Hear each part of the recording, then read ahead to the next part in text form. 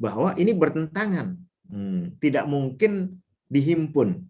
Nah, ketika jelas bertentangan seperti itu, nah di saat itulah kita bisa menganalisis ya, kira-kira kenapa beliau mengatakan yang kaul A dan kenapa mengatakan kaul B. Kaul A ini beliau cantumkan di mana, kaul B beliau cantumkan di mana. Kadang-kadang dalam buku Syekhul Islam itu ada buku-buku yang tidak muktamad sebetulnya, ya, yang mencantumkan akwal beliau. Misalnya Ikhtiarat Fiqhiyah itu sering sekali ya, punya Al-Ba'li. Itu sering sekali meragukan bahwa Ibnu Taimiyah mengatakan begitu. Nah, di situ kita bekerja menganalisis masing-masing referensi ini benar atau tidak. Ada satu risalah misalnya dalam Majmu' Fatawi bicara tentang tafdil antara malaikat dengan manusia. Ya. Di situ dari segi bahasanya agak meragukan kalau ini bahasa Syekhul Islam. Ya. Dan kalau tidak salah kemudian sebagian ulama mengomentari hal itu. Ya. Persoalan mengenai apakah Khadir itu masih hidup ataukah sudah tidak hidup. Kadang kita menemukan dua kaul. Nah, gitu. Dan betul-betul memang dua kaul yang jelas-jelas bertentangan. Nah, di saat seperti itu, jangan buru-buru mengatakan, oh Ibnu Taimiyah punya dua kaul. Nah, tapi kita periksa, ya, kita periksa referensi yang menyebutkan kaul A dengan referensi yang menyebutkan kaul B. Apakah dua-duanya semuanya mautsuk atau sebetulnya salah satunya meragukan? Gitu. Nah, kalau seperti itu maka tidak mudah kita mengatakan beliau punya dua kaul. Nah, tapi kalau yang betul-betul jelas punya dua kaul, nah, tinggal kita mempelajari masing-masing kaul dan lumrah sekali para ulama punya dua kaul ya, apalagi ulama yang karyanya sangat banyak ya, apalagi ulama yang pindah-pindah negara, pindah-pindah tempat menghadapi sekian banyak persoalan ya. Apalagi ulama yang sering sekali ditanya, datang istifta ya, menjawab, bisa jadi jawaban pada saat itu berbeda dengan jawaban berikutnya. Itu sesuatu yang sangat lumrah ya. Tapi harus tadi diperiksa dulu referensi yang menyebutkan kaul A maupun kaul B itu mautsuk atau tidak mautsuk. Ini kemungkinan kedua. Jadi kemungkinan pertama tadi adalah jelas bahwa ternyata tidak bertentangan. Kemungkinan kedua adalah jelas bahwa ternyata bertentangan. Lalu kemungkinan ketiga ini yang berat, yaitu menjadi tidak jelas. Gitu. Kita sulit memutuskan ini jelas bertentangan atau jelas tidak bertentangan. Ya, misalnya kalau dalam akidah, saya beri contoh dua aja. Satu dalam akidah soal apakah beliau menetapkan neraka itu fana. Kita temukan di beberapa kaul ya, yang sifatnya sekilas-sekilas gitu. Menetapkan neraka tidak fana. Ya, bersama makhluk yang lain, ada surga, ada arsy, ada beberapa makhluk yang dinyatakan tidak fana. Ya. Tapi di beberapa tempat lain ya tidak menyatakan neraka itu fana secara tegas begitu, tetapi menyatakan mendukung beberapa riwayat ya, atau menyajikan beberapa riwayat yang seolah dengan konteks seolah-olah mendukung dari para sahabat dan tabiin dan atba'ut tabiin ya, yang menyatakan neraka ini nanti ada ujungnya. Ya, itu di karya beliau yang diminta oleh Ibnul Qayyim ya, ketika membahas tafsir Abd bin Hamid itu. Khususnya tentang surat Hud ayat berapa ya? Ayat 107 kalau tidak salah. Ya, ketika Allah Subhanahu wa taala membedakan antara surga dan neraka. Ya, walaupun sama-sama dikatakan abadi, tetapi yang neraka ada tambahannya illa masya'a rabbuk gitu. Ada pengecualiannya. Nah, di dalam pengecualian kemudian muncul banyak tafsiran. Nah, ini contoh kaul yang misalnya sulit kita tetapkan. Ya. Nah, dipelajari lebih jauh, nanti biasanya kemudian lebih jelas. Ternyata misalnya naik ke ihtimal yang kedua, oh jelas ini dua kaul berbeda. Tapi kita bisa menjelaskan alasannya. Yang kaul yang pertama itu karena beliau belum mendalami persoalan itu, atau belum mentahqiq, atau belum berbicara secara jelas, sehingga contohnya sehingga indikatornya adalah beliau menyebutkan neraka itu kekal hanya dalam rangkaian dengan makhluk-makhluk yang lain. Artinya tidak secara khusus membahas. Kalau seorang ulama punya dua kaul, ya, dan betul-betul punya dua kaul, tapi satu kaul itu penyebutannya hanya sekilas begitu saja, sementara satunya dibahas panjang lebar, bahkan punya karya khusus, maka yang punya dibahas panjang lebar dan punya karya khusus ini lebih layak untuk disandarkan kepada ulama tersebut. Karena itu berarti sudah hasil kajian secara spesifik masalah itu. Nah, ini salah satu rumusannya. Nah, itu lebih layak. Nah, ujung-ujungnya nanti kita tinggal dua-duanya kita sebutkan, lalu kalau kita bisa menemukan alasannya itu yang sangat bagus. Ya. Nah, contoh yang kedua misalnya dalam masalah fikih. Ya, sebentar saya bukakan ya barangkali.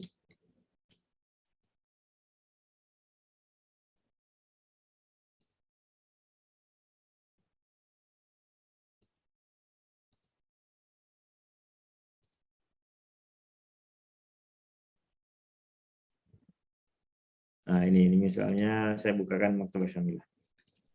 Dalam masalah apakah orang Muslim itu kalau keluarganya yang kafir meninggal dan dia ahli warisnya itu bisa mewarisi. Ya. Umumnya ulama kan mengatakan kafir tidak diwarisi Muslim, Muslim tidak diwarisi kafir. Lalu kita temukan ini misalnya dalam Mustadrak Al-Majmu'il Fatawi. Ini karyanya Syekh Muhammad Ibn Qasim kalau tidak salah. Qala Ibnu Qayyim rahimahullah, faslun wa amma tawrithul muslima minal kafiri fakhtalafa fihi salaf. Nah, salaf sudah berbeda pendapat. Fadzaba katsirun minhum ila annahu la yarith kama la yarithul kafirul muslim. Wa hadha wal ma'ruf 'anil a'immatil arba'ati wa atba'ihim. Wa qalat ta'ifah minhum bal yarithul muslimul kafira dunal aksi. Ya. Wa hadha qawlu Mu'adz bin Jabal wa Muawiyah ibn Abi Sufyan wa Muhammad ibn al-Hanafiyah, anaknya siapa? Ali bin Abi Thalib radhiyallahu anhu, wa Muhammad bin Ali bin Al-Husain wa Sa'id bin Musayyib wa Masruq bin Al-Ajda wa Abdullah bin Al-Muwaffal wa Yahya bin Ya'mar wa Ishaq bin Rahuyah wa huwa ikhtiyaru Syekhul Islam Ibnu Taimiyah. Ini kan tegas sekali menyatakan itu adalah pilihannya Syekhul Islam Ibnu Taimiyah. Qalu narithuhum wala yarithunana kama nankihu nisa'ahum wala yankihuna nisa'ana. Qala syekhuna wa qad thabata bis sunnatil mutawatirati anna nabiyya sallallahu alaihi wasallam kana yujri zanadiqatal munafiqina fil ahkami adh-dhahirati majral muslimina fayarithuna wa yurathun. Kemudian di sini mengatakan qala syekhuna wa mimma yu'ayyidul qawla bi anna al-muslima yarithu dhimmiyya wa la yarithu dhimmiyu an al-i'tibar fil irthi bil munasarati wal mani' wal muharabah, dan seterusnya. Ya, ini perkataan penisbatan tentang qaul itu oleh Ibnul Qayyim, sesuatu yang sebenarnya sangat kuat. Ya, tapi kalau kita baca misalnya di mana, misalnya di Majmu' Fatawa, Majmu' Fatawi,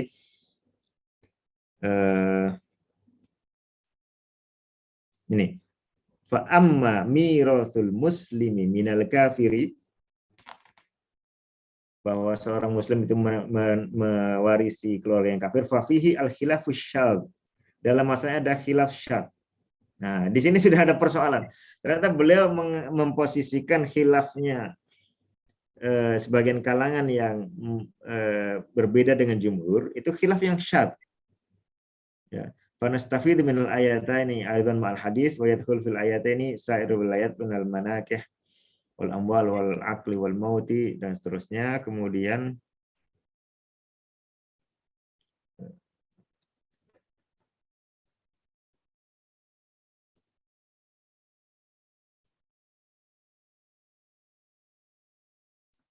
saya lupa tempatnya di mana. Ya. Nah, ini misalnya ini dalam kasus harta warisannya Abu Thalib. Abu Thalib diketahui meninggal dalam kondisi kafir.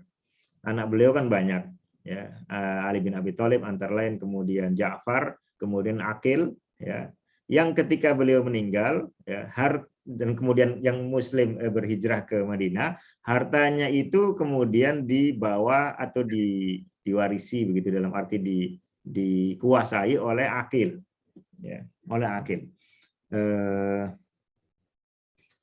Ini kemudian di sini dikatakan,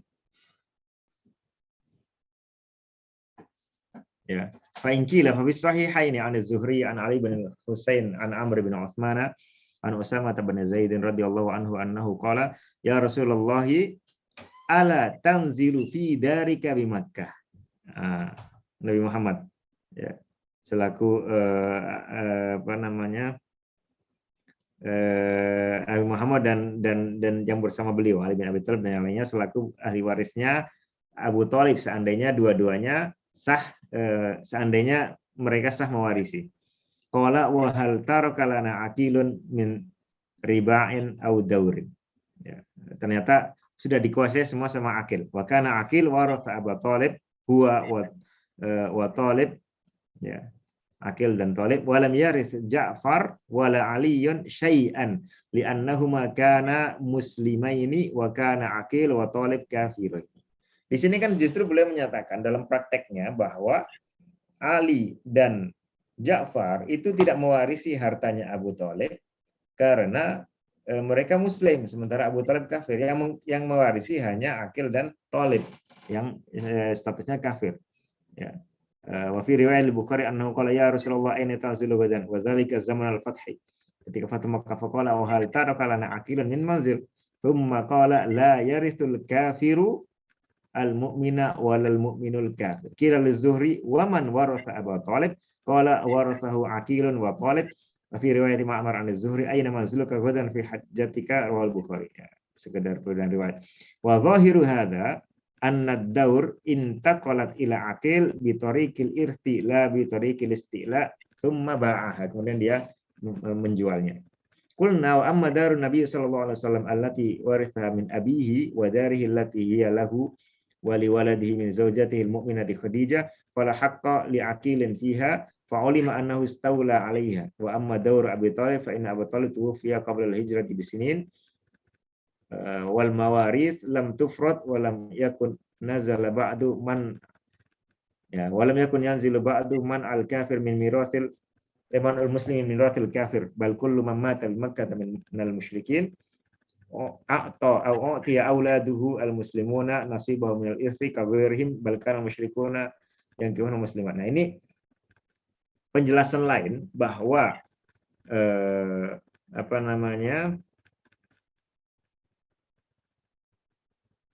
bahwa meninggalnya Abu Thalib itu jauh sebelum turunnya aturan waris mewarisi, sehingga pada saat itu belum ada larangan orang Muslim mewarisi dari orang kafir. Nah, dari teks ini, ya, kalau sekilas kita baca, ya, dan saya belum membacanya lebih jauh, itu menjadi semakin rumit. Di bagian awal di sini beliau mengatakan bahwa dohirnya bahwa pernyataan la yarithul mu'min, la yarithul kafirul mu'min walal mu'minul kafir itu ketika dalam persoalan harta warisnya Abu Thalib. Ya. Sehingga di situ dohirnya menegaskan bahwa Ali dan Ja'far memang tidak punya hak atas harta waris Abu Thalib. Tapi kemudian di sini ada tambahan penjelasan bahwa saat itu Aqil itu menguasai hartanya Abu Thalib bukan dari sudut warisan. Seperti sebentar.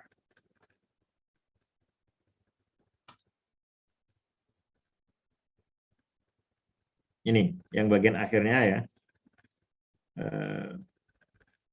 Falamma mata Abu Thalib kana al-hukmu bainahum ay yarithahu jami'u waladihi falam yaqtasimu ruba'ahu hatta hajara Ja'far wa Aliyun ilal Madinah fastawla Aqilun 'alaiha. Ya, belum dibagi, mereka kemudian berhijrah, kemudian dikuasai oleh Aqil wa ba'aha dan menjualnya. Faqala Nabi sallallahu alaihi wasallam lam yatruk lana Aqil manzilan illa stawla 'alaihi wa ba'ahu wa kana ma'na hadzal kalam annahu istawla 'ala durin kunna nastahiquha idzaka walaula dzalika lam tudhafid duru ilaihi wa ila bani ammihi idza lam yakun atau idz mungkin ya. Idz lam yakun lahum fiha haqqun. Tsumma qala ba'da dzalika la yarithul mu'minul kafira walal kafirul mu'mina yuridu wallahu a'lam law anna ar-ruba'a baqiyah biyadihi ilal an lam yuqsam lakunna lam yuqassam atau lam tuqsam lakunna nu'ti ruba' Abi Thalib kullaha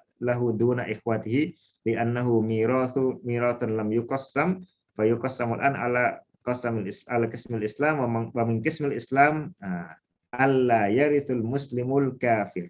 Ini wa min qismil Islam alla yarithul muslimul kafir. Jadi pembagian menurut tata cara Islam bahwa orang Muslim itu tidak mewarisi orang kafir. Ini boleh pernyataan begini. Lalu tadi pernyataan dari Ibnul Qayyim bahwa Syekhul Islam termasuk yang sependapat dengan pandangan bahwa Muslim mewarisi kafir. Ini contoh persoalan yang mungkin membuat kita bingung, atau saya. Bisa karena belum mendalami, ya. Bisa karena memang teks yang kita hadapi itu tergolong teks yang muskil, sehingga kita tidak bisa sampai pada kesimpulan yang tegas mengenai hal itu. Ya. Apaan kepanjangan? Mungkin itu Ustaz ya. Masya Allah, jazakumullah khairan Ustaz. Banyak kaidah yang saya ambil dari penjelasan. Ya, Masya Allah. Ya, jadi intinya ketika kita menemukan yang bertentangan itu, bisa jadi nanti ujungnya jelas ternyata tidak bertentangan ya. Yang kedua bisa jadi ternyata ini jelas bertentangan ya, sehingga tinggal dicari ya, qaul A kenapa, qaul B kenapa. Yang ketiga bisa jadi kita ragu-ragu. Dan itu berarti perjuangan belum selesai. Gitu ya. Barakallahu fikum. Barakallahu fikum. Sebenarnya saya banyak pertanyaan Ustaz, cuman nanti ya, silakan teman-teman. Ya, mungkin teman-teman yang lain dulu, Ustaz. Tafadhal. Jadi memang hari ini kita belum secara rapi ya membahas satu topik tertentu karena ini pertemuan awal. Jadi bagus sekali kalau ada banyak partisipasi dari para ustadz dan ikhwas sekalian ya. Untuk sekaligus nanti arahan kira-kira kelanjutannya kita ambil tema-tema apa saja.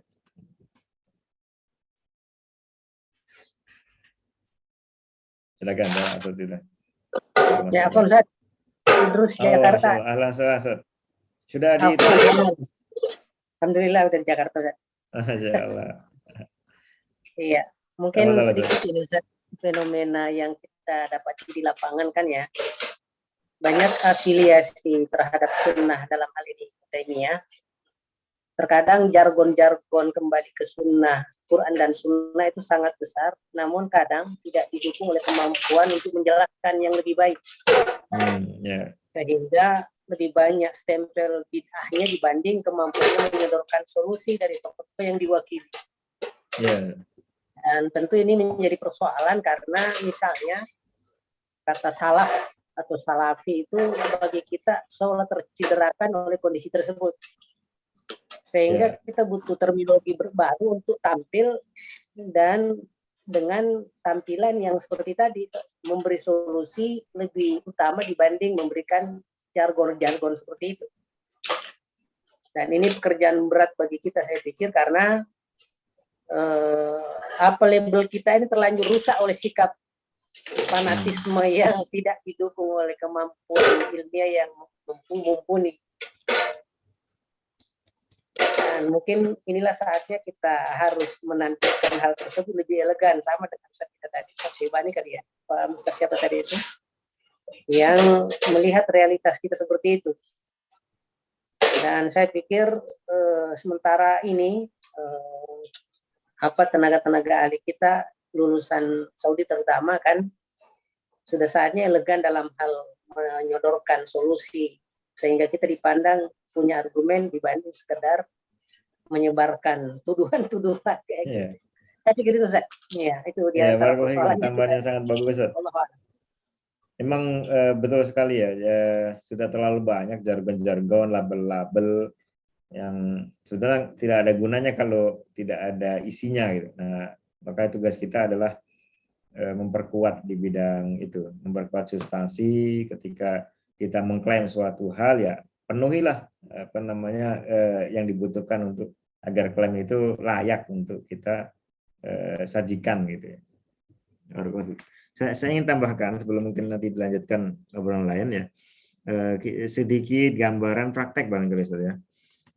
Saya tadi ini baru malam ini tadi saya download ya. Ada buku yang agak terkenal, saya juga baru baca ini, kita baca bareng-bareng bersama. Bukunya Ustadz atau Kiai Muhammad Idrus Ramli. Nah, ini buku pintar, kelihatan nggak Ustadz di layar? Kelihatan ya, buku pintar berdebat dengan Wahabi. Nah, kalau bisa kita tebak kalau bukunya begini, sekian persen isinya ya syubhat. Nah, gitu ya. Sekarang kita lihat misalnya masuk tema ini, tema apa ini? Tema yang masih terkait akidah dan kalam. Ini misalnya Allah Maha Suci, ya. Allah ada tanpa tempat. Keyakinan yang paling mendasar setiap muslim adalah meyakini bahwa Allah Subhanahu wa taala Maha sempurna dan Maha suci dari segala kekurangan. Silakan kawan-kawan semua berpartisipasi ya dengan lisan atau tulisan supaya ada respon. Dari kalimat pertama ini bermasalah atau tidak? Kira-kira. Oh, ngobrol santai saja, dibuka saja mic-nya. Mungkin sepakat Ustaz, semuanya Ya, kepingin tanzih. ini jelas Ya, ya. tapi batasan tanzihnya itu kan beda-beda. Ah, ya betul. Jadi Ya, tadi ketika disebutkan kita menelaah syubhat itu, kita perlu memang kalimat demi kalimat. Kita baca mana sih yang bermasalah, yang mana yang tidak bermasalah. Gitu. Yang tidak bermasalah kita lewati atau kita dukung. Yang bermasalah, di situ nanti kita perlu berhenti. Ya, baik bermasalahnya itu ini keliru atau ini apa namanya tidak jelas atau ambigu. Ya. Allah Subhanahu wa taala Maha suci dari menyerupai makhluknya. Masih bisa ya. Allah Subhanahu wa taala juga Maha suci dari tempat dan arah. Nah, di sini masuk di apa namanya? Kalimat ketiga. Ini kira-kira aman-aman saja atau bermasalah? Masalah, ya tadi Ustaz. Ya. Seringkali syubhat itu begitu. Jadi dalam satu rangkaian kalimat pertama, kedua beres, itu tidak ada masalah. Kalimat ketiga, nah, entah beres, entah tidak beres, gitu masih tarik ulur. Ya, perlu perincian. Dan penyajiannya biasanya begitu, dicampur seolah-olah itu satu rangkaian konsekuensi. Jadi seolah-olah kalau sempurna dan suci berarti tidak menyerupai makhluk.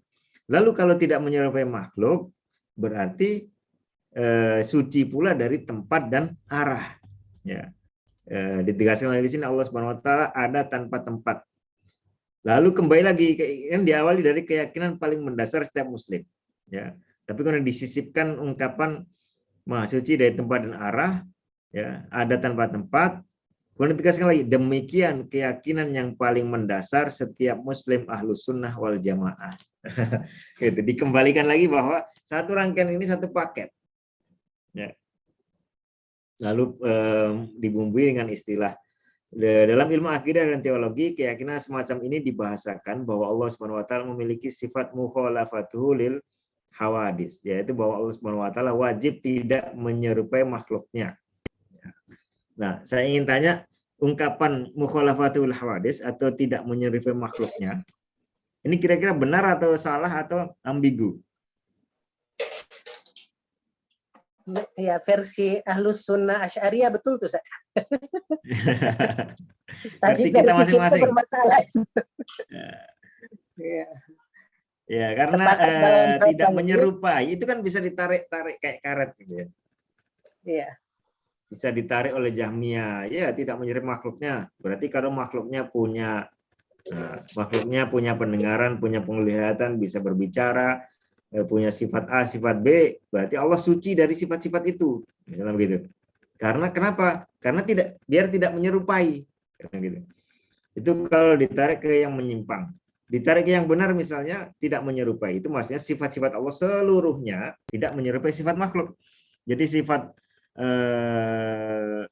iradah kudrohnya Allah tidak menyerupai iradah kudrohnya makhluk. Ya, tangan dan wajah Allah tidak menyerupai tangan dan wajah makhluk.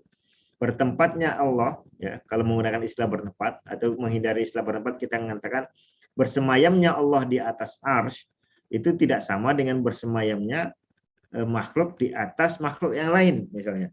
Gitu.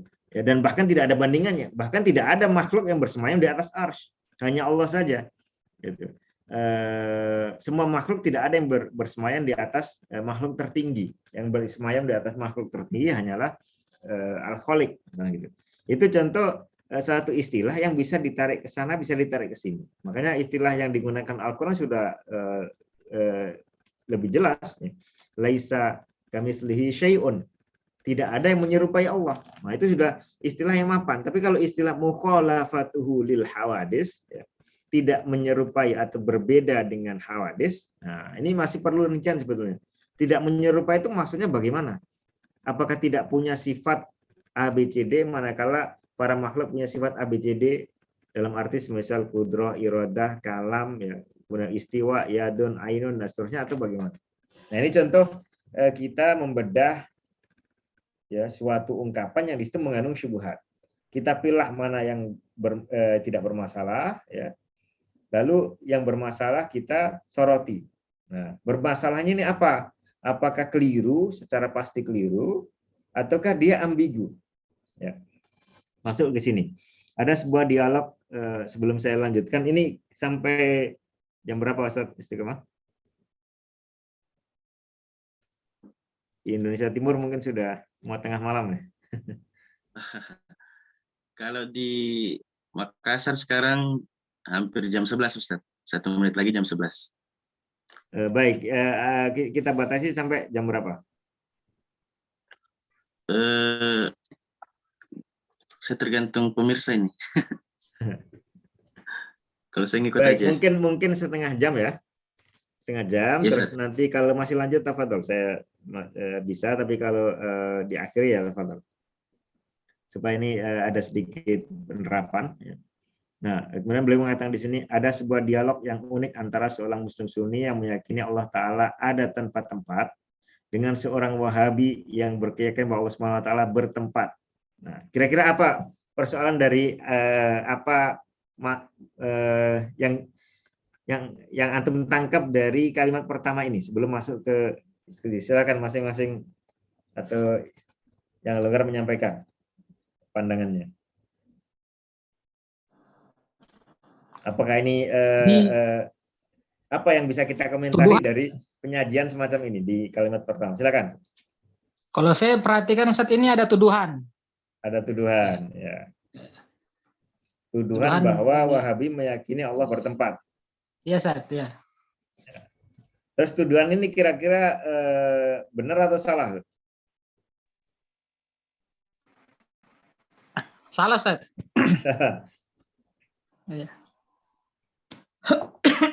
Dan kembali ke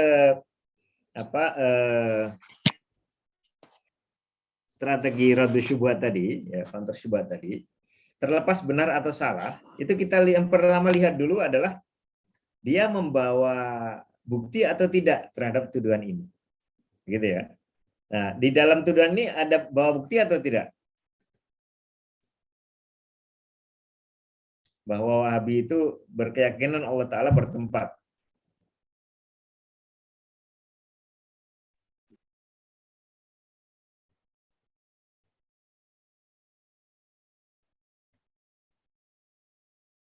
Halo, suara saya masuk, Zat? Ya, Iya, ya. Suara jelas, Ya, Ustaz. ya dibuka aja, Zat. Mic-nya biar enak dialog. Bagaimana? Ya, ya, tadi terputus, Ustaz. Oh ya. Ya, jadi pertanyaan adalah dia membawa tuduhan. Terlepas tuduhan yang benar atau tidak, apakah tuduhan ini disajikan datanya? Nah. Ya, di sini disebutkan, Ustaz. Tidak ada datanya, ya. Tapi dia mungkin bisa berkelak, ya ini kan hanya sekedar dialog. Nah, tapi kan tidak boleh dialog mengatasnamakan satu kalangan, ya.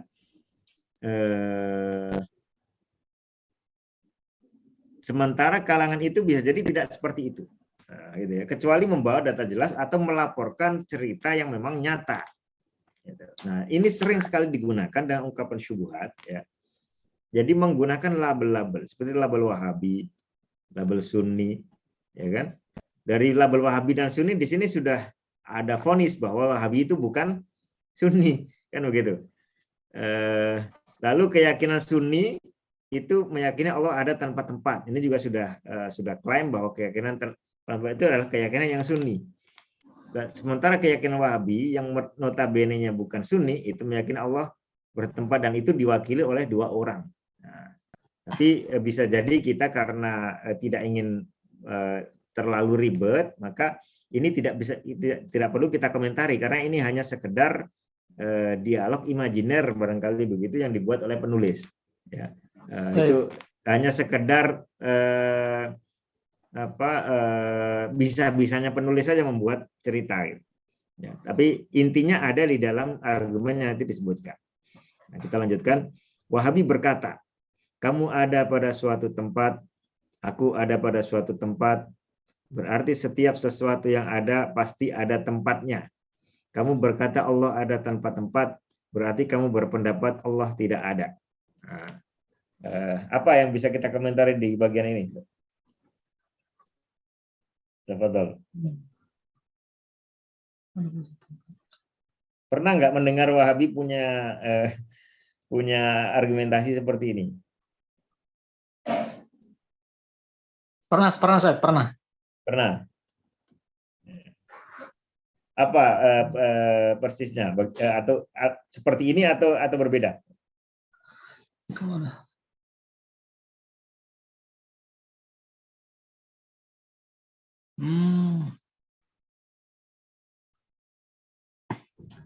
Ini kalau disambung dilanjutkan sampai akhir, karena kalau terpotong ini Ustaz mungkin nanti salah paham. Ya. Baik, kita lanjutkan dulu. Sunni menjawab, sekarang saya akan bertanya kepada Anda, bukankah Allah telah ada tanpa tempat sebelum diciptakannya tempat? Wahabi menjawab, betul, Allah ada tanpa tempat sebelum terciptanya tempat. Sunni berkata, kalau memang wujudnya Allah tanpa tempat sebelum terjadinya tempat itu rasional, maka berarti rasional pula dikatakan Allah ada tanpa tempat setelah terciptanya tempat. Mengatakan Allah ada tanpa tempat tidak berarti menafikan wujudnya Allah. Ya. Kemudian sampai sebatas ini silakan barangkali ada yang ingin mengomentari, mengurai atau menjawab atau mengomentari ungkapan ini. Ya, dan tentu sebelum itu bisa juga dikomentari, misalnya ungkapan ini sudah benar, bukan syubhat, jadi sudah selaras misalnya, atau sebaliknya.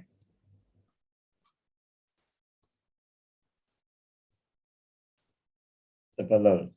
Ustaz Istiqomah mungkin bisa juga menunjuk nama yang diminta untuk dipaksa ngomong. Ustaz Hendri kayaknya sudah buka. Silakan. Karena salah satu kunci Raddu Syubhat itu harus berani ngomong atau mau, ya walaupun. Silakan. Kalau yang pertama sudah benar Ustaz, saya tadi dari pernyataan Wahabi tadi, kamu ada pada satu tempat, aku ada pada satu tempat. Ini saya belum sepakat Ustaz, saya belum sepakat ini. Ya. Di sini sudah dari awal ini klaim yang dituduhkan ke Wahabi, katanya Wahabi berkata, kamu ada pada satu tempat, aku ada pada satu tempat. Ini kan seolah-olah mau mengkiaskan bahwasannya ya ini Allah seperti ini dan begini. Nah ini kalau kita terikut dengan pemikirannya, inilah yang nanti khawatirnya jatuh kepada yang mereka tuduhkan tajsim itu. Kalau di awal ini saya kurang sepakat, Ustaz. Ya. Kurang sepakat dengan siapanya? Dengan Wahabinya ini ya?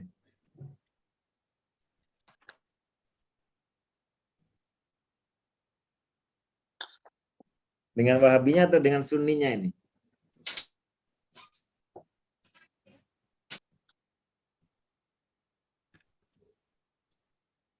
Ya, kata harus taksimat menyambar-nyambar. Nanti mungkin ada masalah. Tafadhol yang lain menimpali, silakan. Silakan Ustaz Tisnang.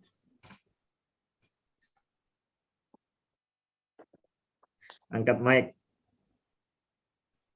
Ana jadi penyimak aja lah, mendengarkan syubhat.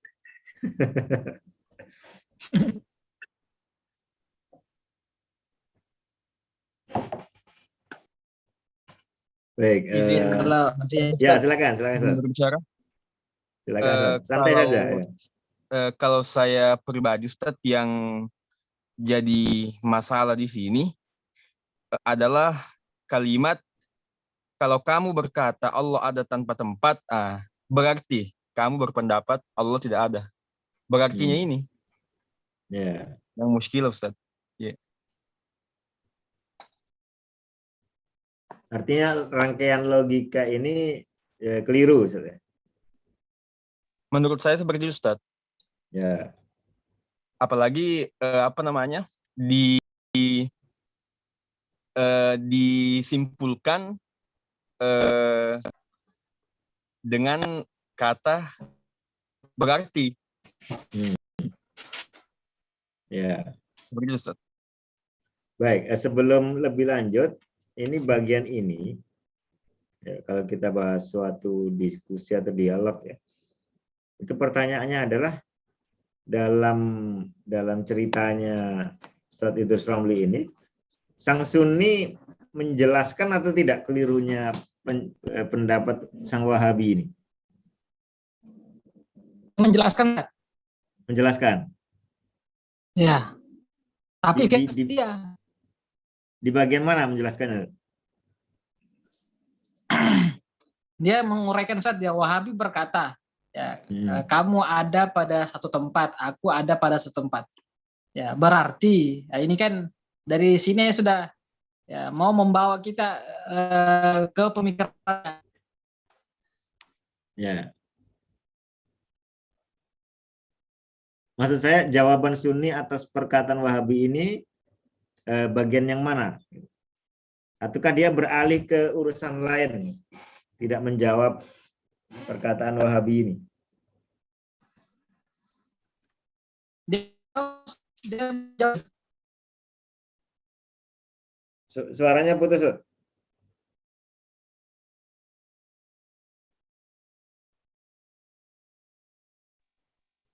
Iya, suaranya putus. Allah ada tempat-tempat. Ya. Cuma yang permasalahan sekarang ada tentara itu yang diyakini oleh orang-orang Asy'ari.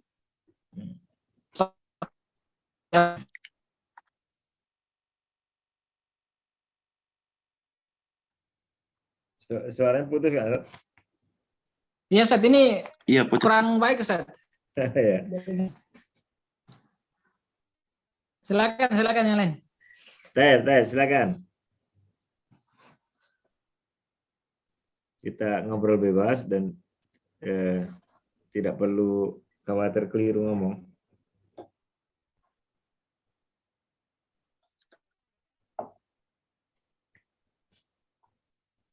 Baik, jadi supaya lebih fokus, ya,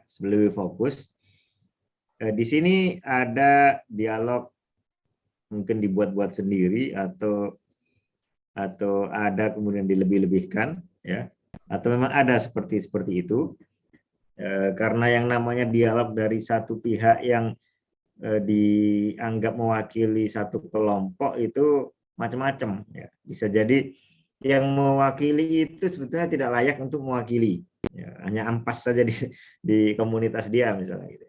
Macam-macam. Tapi inti dari suatu dialog seperti ini yang ingin kita komentari itu adalah substansinya, ya, substansi dari argumen yang disebutkan di situ atau yang ingin ditampakkan. Karena kalau kita mengomentari hal-hal sampingan, misalnya mana ada Wahabi mengatakan begitu atau siapa itu, nanti jadinya kemana-mana, ya. Bisa seperti itu, tapi kalau tanggapan itu panjang. Tapi kalau tanggapan itu singkat, maka kita bisa fokus ke substansinya.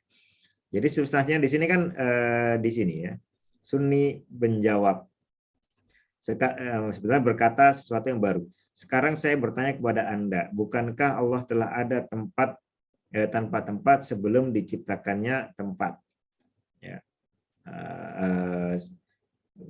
Wahabi menjawab, betul Allah ada tanpa tempat sebelum diciptakan tempat. Sunni berkata, kalau memang wujudnya Allah tanpa tempat sebelum terciptanya tempat itu rasional, maka berarti rasional pula dikatakan Allah ada tanpa tempat setelah terciptanya tempat. Mengatakan Allah ada tanpa tempat tidak berarti menafikan wujudnya Allah.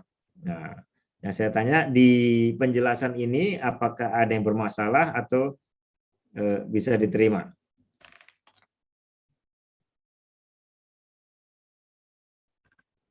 Silakan para saudara.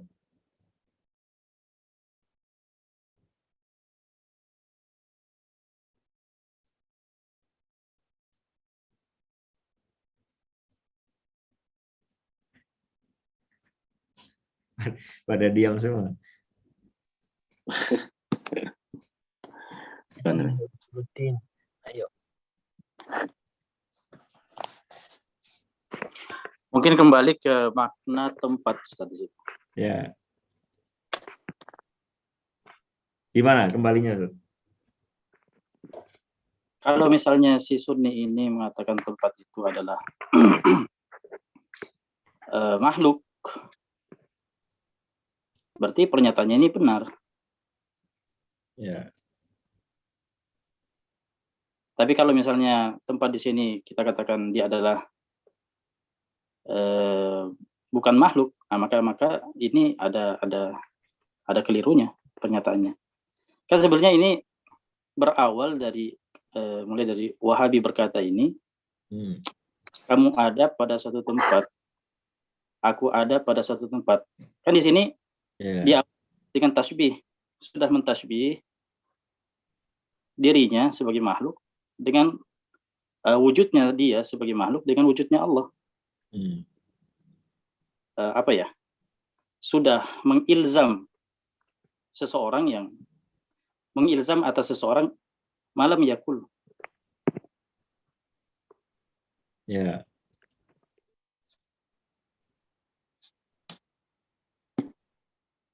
Artinya sudah mencitrakan, dia mengatakan sesuatu yang sebenarnya dia tidak mengatakan begitu. Ya, betul. Jadi apa yang sebetulnya dikatakan oleh Wahabi?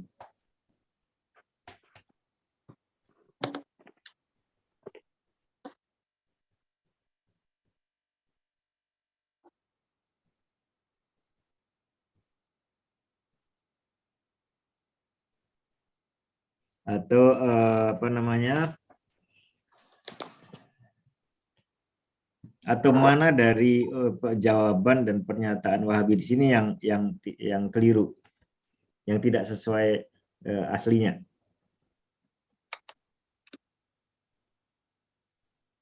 Yang di awal, Ustaz. Ketika yang berawal, ya.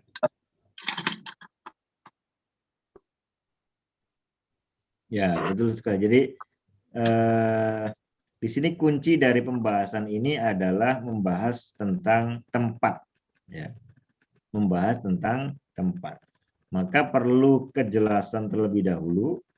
Tempat itu apa yang dimaksud dengan tempat? Ya.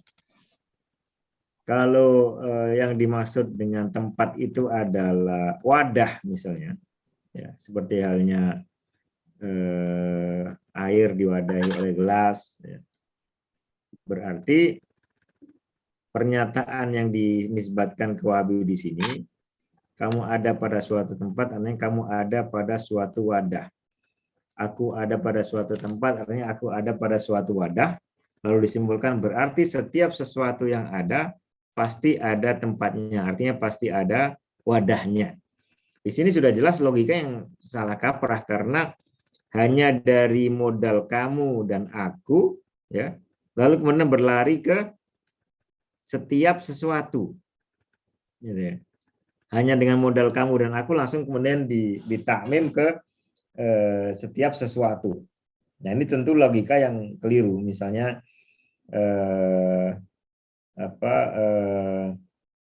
kamu punya perut, ya. Aku punya perut, berarti setiap sesuatu yang ada pasti punya perut. Itu kan logika yang keliru dan cukup naif gitu kalau dikatakan oleh satu kalangan, sehingga bisa nyatakan jelas bahwa ini logika yang tidak mewakili kalangan tertentu, misalnya apalagi kalangan Wahabi, ya, karena argumennya tidak seperti itu, ya, ketika bicara soal tempat atau bukan tempat, ya. Lalu kemudian di sini dikatakan Sunni menjawab, sekarang saya akan bertanya kepada Anda, bukankah Allah telah ada tanpa tempat sebelum diciptakannya tempat? Ya. Kembali tadi, kalau yang dimaksud tempat ini wadah, ya, bukankah Allah telah ada tanpa tempat sebelum diciptakannya tempat? Berarti sudah ada tanpa diwadahi, maksudnya sebelum diciptakannya wadah. Nah, padahal kalau yang dimaksud tempat adalah wadah dan dikaitkan dengan Allah Ta'ala, ya, Subhanahu wa Ta'ala, tentu tidak pernah ada yang namanya wadahnya Allah yang tidak pernah diciptakan, gitu. Kapanpun, karena memang tidak ada dan tidak akan ada, gitu. Tapi kalau yang dimaksud dengan tempat di sini makhluk, ya, misalnya arsy, kemudian kursi, kemudian langit dan bumi atau bumi, ya, maka pernyataan ini menjadi ambigu, ya. Bukankah Allah telah ada tanpa tempat sebelum diciptakannya tempat, lalu dianggap setelah diciptakannya tempat juga Allah ada pada tempat, Allah ada tanpa tempat, ya. Kalau kita tulis lagi misalnya ada tanpa tempat, ya, lalu tempat di sini makhluk, maksudnya adalah makhluk, ya. Kalau tempat di sini maksudnya adalah makhluk, berarti mengatakan ada tanpa tempat, walaupun tempatnya sudah ada dalam arti makhluk, itu berarti mengatakan ada tanpa makhluk. Nah, ada tanpa makhluk. Makhluknya sudah diciptakan, tapi tetap ada tanpa makhluk. Sebelum makhluknya diciptakan, ada tanpa makhluk. Itu bisa dipahami. Tapi kalau makhluknya sudah ada, ya, kemudian tetap saja ada tanpa makhluk, nah di sini menjadi justru tidak masuk akal, gitu. Sama seperti kanallahu walam yakun ma'hu syai'un, ya. Kemudian setelah menciptakan makhluk tetap dianggap kanallahu walaysa ma'hu syai'un. Nah, itu yang kemudian menjadi akidahnya Ibnu Arabi atau kalangan wahdatul wujud. Jadi dianggap kita ini tidak ada, gitu. Sebagaimana ketika kita belum diciptakan juga Allah ada sendirian tanpa ada siapapun bersamanya. Maka setelah menciptakan juga tetap dianggap ada tanpa ada siapapun bersamanya. Ini jelas keliru. Nah, gitu. Lalu yang ketiga, jadi pengertian tempat yang biasa dibahas ulama, yang ini kita clearkan ketika bicara soal akidah, itu bukan dalam arti bukan dalam arti sesuatu yang terpisah, ya, yang tidak punya hubungan secara langsung. Yang arti sesuatu yang terpisah tidak punya hubungan secara langsung. Ketika sekian banyak kalangan mengatakan, ya, Allah Subhanahu wa Ta'ala itu tempatnya tinggi, maka nullahi a'la wa a'zama, misalnya, ya. Kemudian sebagian kalangan Hanabilah mengatakan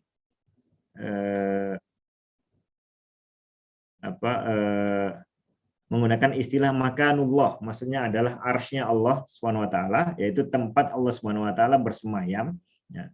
Itu semua maksudnya, ya, adalah bahwa Allah Subhanahu wa Ta'ala berada di atasnya, dan sangat masuk akal, ya, kalau sebelum Allah Subhanahu wa Ta'ala menciptakan arsy, Allah tidak berada di atas arsy. Lalu ketika Allah Subhanahu wa Ta'ala menciptakan arsy, maka tentu Allah Subhanahu wa Ta'ala berada di atas arsy, ya. Kalau sudah ada arsy tapi Allah Subhanahu wa Ta'ala tidak ada di atas arsy, nah ini justru yang tidak masuk akal. Kita lihat misalnya dalam buku ulama, saya bukakan sedikit.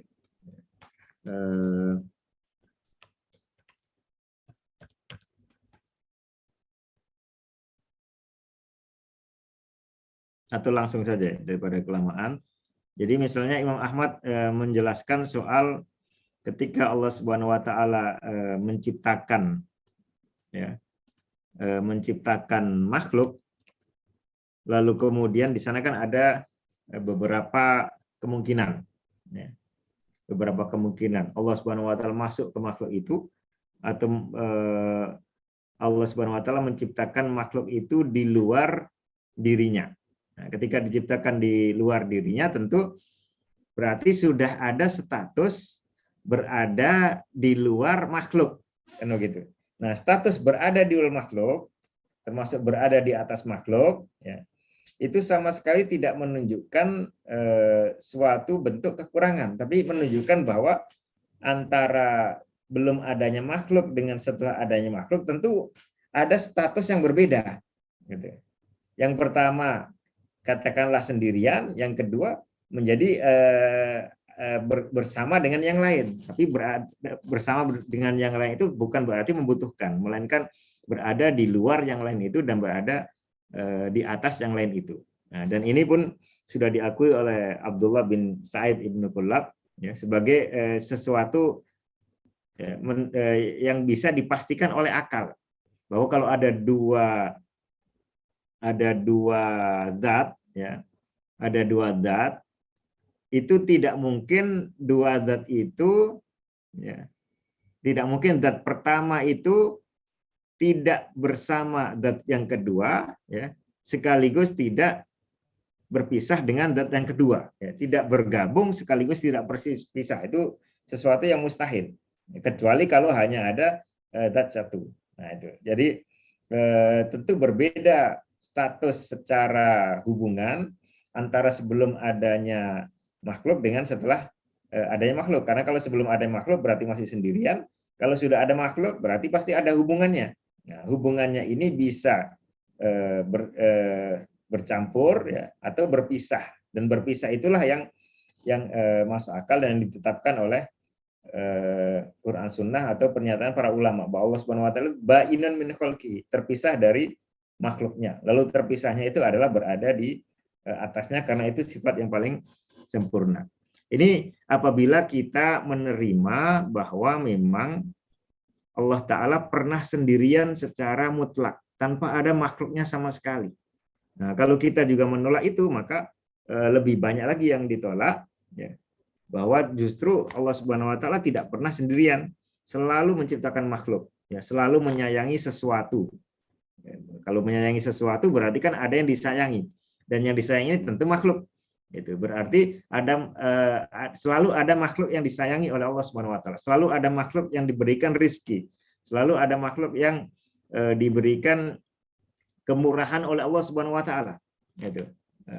Bukan sejak azali sampai suatu masa tertentu itu sama sekali tidak yarhamu syai' ahadan, ya, walam yarzuk ahadan, walam yuhsin ila ahadin, baru kemudian di masa tertentu mulai ada ihsan, mulai ada rezeki, mulai ada rahmah. Nah, ini kan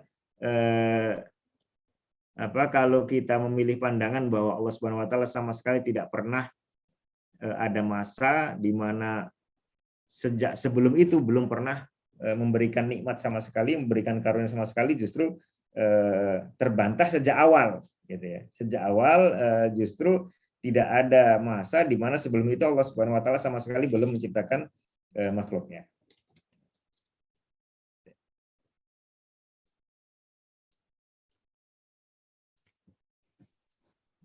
Baik, tafadhol, ada yang mengomentari? Makin larut makin berat nih. Ini memang masalah-masalah yang lebih enak seandainya dibahas langsung, ya, karena tentang terkait logika yang lebih mudah sebetulnya kalau kita bahas dengan tulisan langsung. Kita lewati saja, ya, kita masuk ke contoh syubhat berikutnya, tentang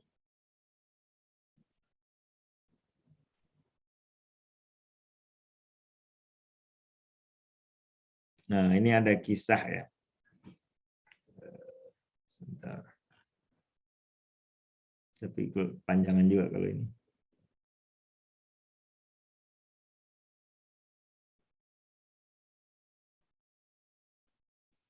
Nah, kita sering menemukan nanti dalam sajian syubhat, ya,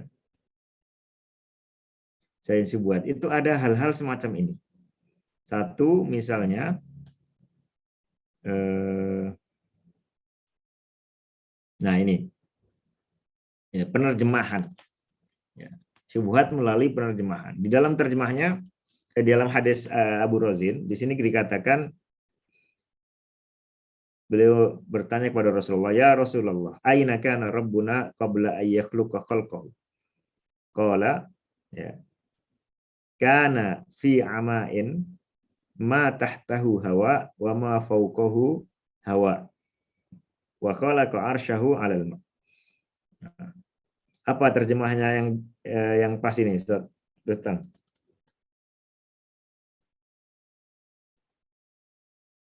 Bagaimana Ustaz, Arabnya? Ini kana fi ama'in ma tahtahu hawa wa ma fawqahu hawa.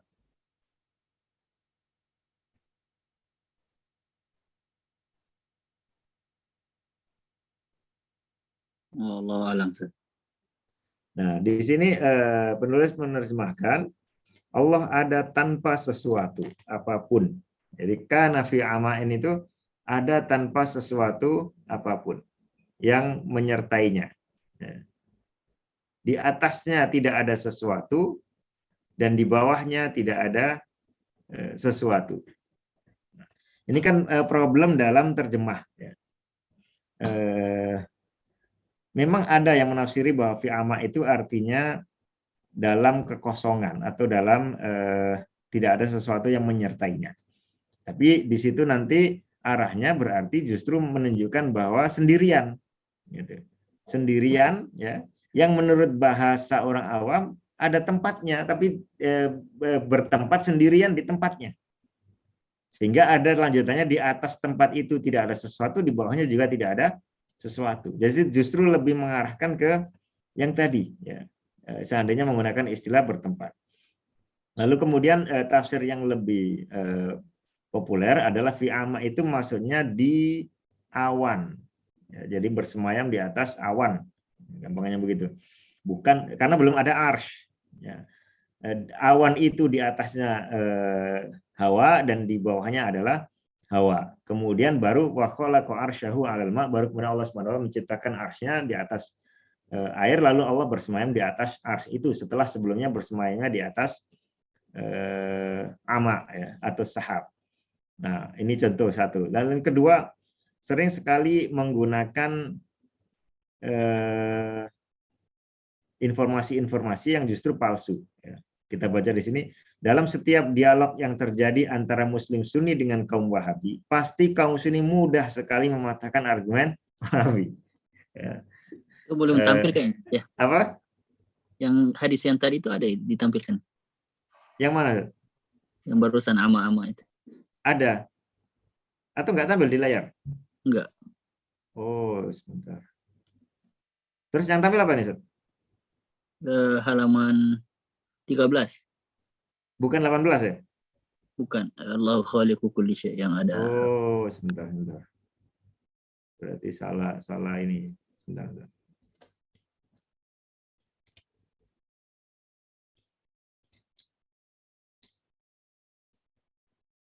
Oke, saya ganti dulu. Oh iya ya, beda-beda.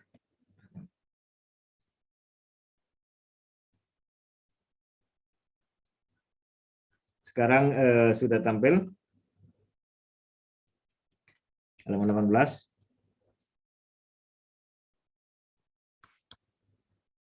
Ya, sudah. Ya, ini dalam setiap dialog yang terjadi antara Muslim Sunni dengan kaum Wahabi, pasti kaum Sunni mudah sekali mengatakan argumen Wahabi. Ketika Wahabi mengajukan argumen dari ayat Quran, maka dengan mudah dipatahkan dengan ayat Quran yang lain. Ketika Wahabi mengajukan argumen dengan hadis Nabi, pasti kaum Sunni dengan mudah mengatakan argumen tersebut dengan hadis yang lebih kuat. Dan ketika Sunni berargumen dengan dalil rasional, pasti Wahabi dapat membantah dan menjawabnya. Ini bagaimana ini? Dan ketika Sunni berargumen dengan dalil rasional, pasti tidak dapat membantah dan menjawabnya. Keyakinan bahwa Allah Subhanahu wa taala ada tanpa tempat adalah keyakinan kaum muslimin sejak generasi salaf, kalangan sahabat dan tabi'in. Sayyidina Ali bin Abi Thalib radhiyallahu anhu mengatakan, "Kana Allahu wa la makan wa huwal an ala ma alaihi kana." Allah Subhanahu wa taala ada sebelum adanya tempat, dan keberadaan Allah sekarang sama seperti sebelum adanya tempat. Maksudnya Allah tidak bertempat. Nah, apa yang bermasalah di paragraf ini?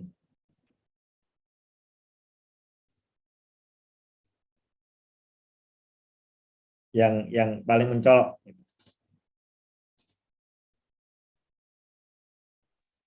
Yang pasti-pastinya itu. Ya. Apalagi?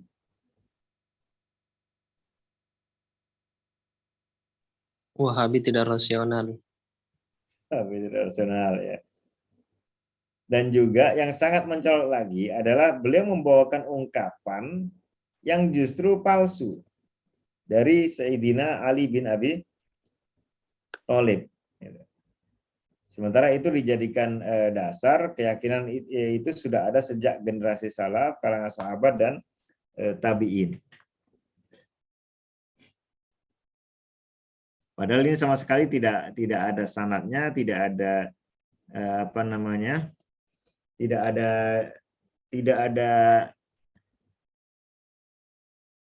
tidak dikenal sama sekali sejak generasi generasi sahabat, apalagi dari Ali bin Abi Thalib mengenai hal ini. Rujukannya hanya al-farqu bainal firaq yang juga sama sekali tidak membawa sanad terhadap ungkapan ini. Jadi ungkapan yang justru sebetulnya palsu ingin digunakan untuk melawan ungkapan-ungkapan lain yang lebih terkenal, ya. Lalu dengan menggunakan istilah yang ambigu soal tempat tadi. Contoh perbandingannya, ya, misalnya kita buka buku-buku yang menjelaskan, mengutip akwal para salaf yang bicara tentang masalah ini. Ya, misalnya kitab Al-Ulu Aliyil Ghaffar.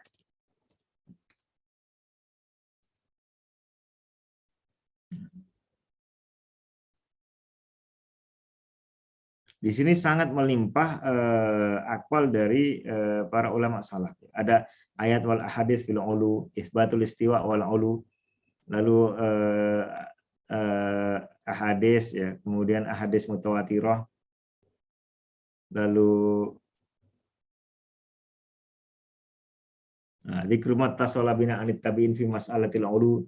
Ini contoh ungkapan dari sekian ulama yang menetapkan ketinggian Allah Subhanahu wa taala di atas ars. Contoh lain misalnya Jam'ul Juyush,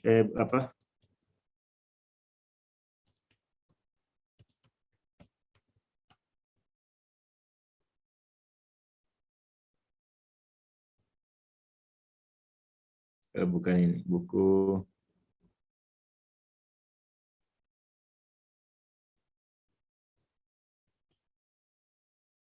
Istima'ul Juyush, karya Ibnu Qayyim, ya.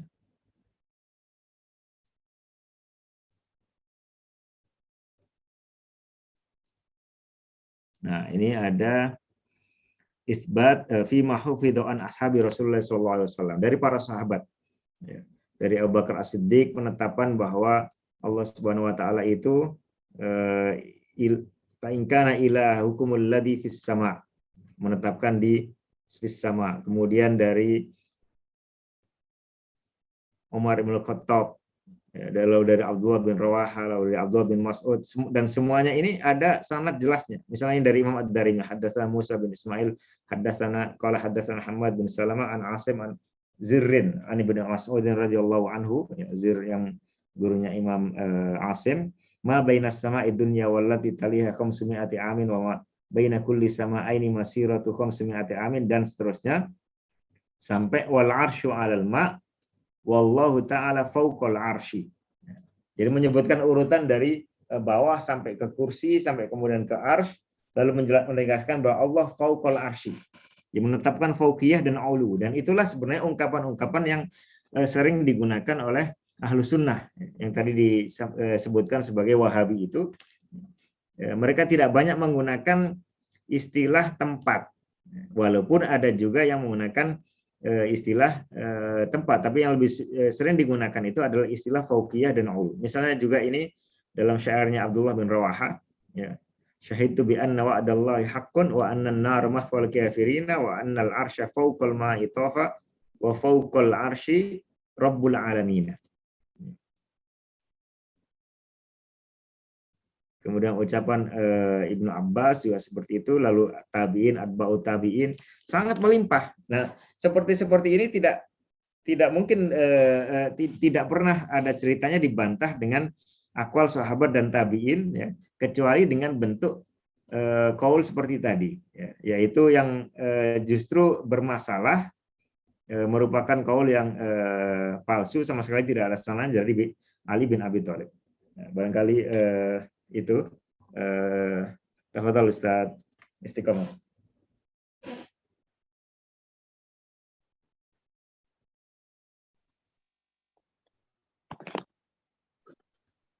Sudah ini Ustaz?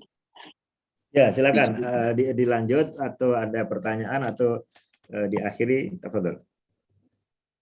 Iya. Kalau telah ini sudah Ustaz ya, telah contoh syubhat ini. Ya, ini sekedar contoh sekilas itu. Baik Ustaz. Kalau masih ada mungkin satu atau ya, tafadhal bebas, bisa terkait ini atau yang lain. iya.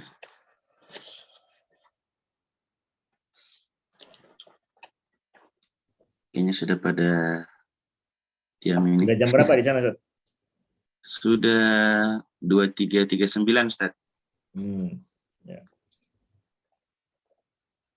Ke depan sebelum kita bertemu lagi, ya, barangkali di grup bisa dimanfaatkan, kira-kira yang punya syubhat bisa dilempar ke sana. Sebenarnya kita masing-masing yang bisa punya ide atau jawaban, ya, bisa menanggapi, atau sekaligus misalnya yang sudah punya syubhat dan sudah menjawabnya atau menemukan jawabannya bisa langsung juga disampaikan. Intinya adalah kita berharap ada aktivitas, ya, sehingga karena inti dalam pembahasan tentang menelaah syubhat dan kemudian membantah syubhat itu, ya, bukan hanya kita tahu teknik-teknik dan teorinya, tapi yang lebih penting itu nanti dalam praktek. Sama seperti misalnya ilmu hadis, tidak bisa kita hanya sebatas teori, ya, memahami definisi istilah, kemudian kaidah-kaidah, ya, tapi perlu ada praktek ke dalam hadis secara langsung, misalnya dengan takhrij, kemudian meneliti status masing-masing rawi, kemudian menemukan membandingkan antara satu riwayat dengan riwayat lain, lalu menemukan ada perbedaan antara riwayat, lalu menentukan nilai dari perbedaan itu, apakah mahfud ataukah syadz, ya, apakah mahfud ataukah dinyatakan sebagai sesuatu yang keliru, ya, atau maklul. Begitu.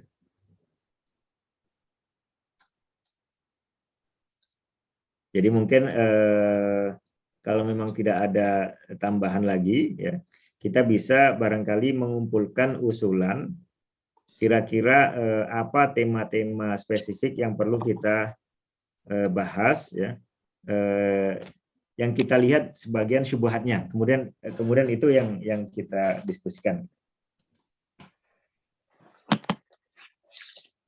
Ana usul Ustaz. Ya, tafadhol. Usulan Ana karena kitab ini sudah ditampilkan ya dan sudah mulai dibahas. Gimana kalau kitab ini aja yang dilanjutkan, dan berharap sih kalau bisa dari asatidz bisa mengeluarkan itu bantahan-bantahan dari hasil pertemuan ini gitu. Jadi nanti keluar bantahan untuk kitab ini gitu. Oh ya. Endingnya. Ya, barakallahu fikum. Tafadhal kalau ada masukan lain. Ini memang belum ada bantahannya ya buku ini ya. Saya kurang tahu juga. Bisa jadi belum. Kayaknya ini buku sudah lama kayaknya. Sudah lama ya. Sudah lama sekali nih. Nggak tahu apakah sudah ada yang membantah atau belum. Tapi Ustaz, kayaknya sudah larut di Makassar ini. Ya. Peserta juga sebagian sudah pamit tadi. Jazakumullah khairan Ustaz. Saya mungkin sebagai yang terakhir saya Ya, dari Ustaz. saya sebelum antum tutup. Jadi inti dari pertemuan ini yang bisa saya simpulkan ya. Tadi kita sudah bahas soal kesiapan yang diperlukan oleh seseorang yang ingin masuk ke dunia telah syubhat. Ya. Lalu kemudian gambaran strateginya. Ya. Dan kita sudah masuk ke contoh penerapan langsung membaca suatu syubhat. Tetapi yang kurang dari kegiatan ini setidaknya supaya ke depan lebih efektif ada dua. Ya. Yang pertama adalah formatnya kita perlu tentukan secara jelas. Ya. Bayangan saya lebih cocok itu seandainya kalau memang kita tetapkan buku ini, ya, maka untuk satu pertemuan depan misalnya kita tentukan dari buku ini bagian mana yang akan ditelaah, gitu.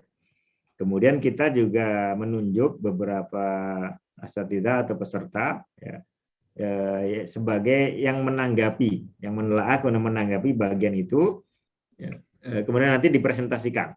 Ya, dipresentasikan, kemudian ada komentar atau tambahan atau tanggapan dari peserta yang lain. Ya, ini hal pertama. Sekaligus untuk memecahkan hal kedua. Ya, hal kedua itu adalah problem keaktifan. Kalau kita diskusi memang di online via Zoom begini, ya, apalagi dengan tema yang belum disiapkan, itu memang kadang persoalannya di keaktifan. Nah, barangkali dengan penugasan seperti tadi nanti bisa lebih sedikit lebih aktif.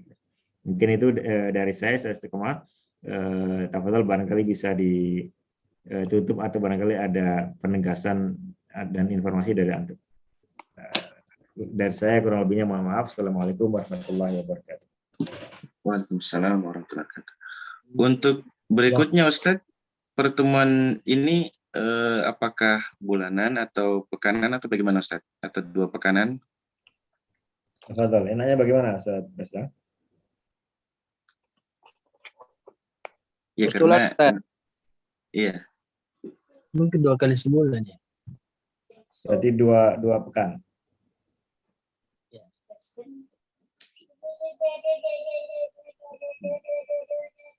Ya, gambarannya berarti sekitar 2 pekan lagi. Nah, Berarti gimana sudah ini? harus ada yang ditugaskan Ustadz. Ya, silakan antum lebih paham kira-kira siapa yang di sini. Kalau sekilas buku ini ada, ya, kalau dari daftar isinya ada macam-macam tema ya. Ngalap barokah, Allah Maha Suci, bid'ah hasanah, otoritas ulama, bukan ahlus sunnah ya. Tapi yang ada hubungannya dengan kalam hanya nomor 2 ini. Nah, tafadhol, apakah mau fokus ke situ atau mengambil tema lain atau mengambil buku lain, tafadhol.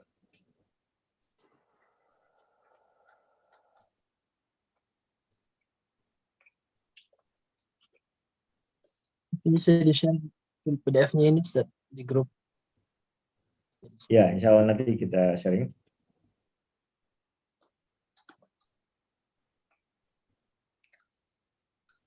Iya, kayaknya yang berkaitan dengan tema itu saja Ustadz. Tema ini yang ya, berarti fokus soal bab kedua ini sebelum beralih ke kitab yang lain. Karena yang lain-lain kan masalah-masalah apa yang tidak terkait dengan kalam ya.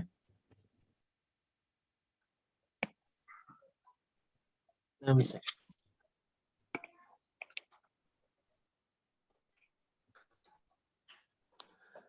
Kajian wasitnya insya Allah masih berlanjut Ustaz. Terakhir kemarin hari Sabtu kemarin. Ya. Jadwalnya 2 pekan sekali, kecuali kalau ada halangan.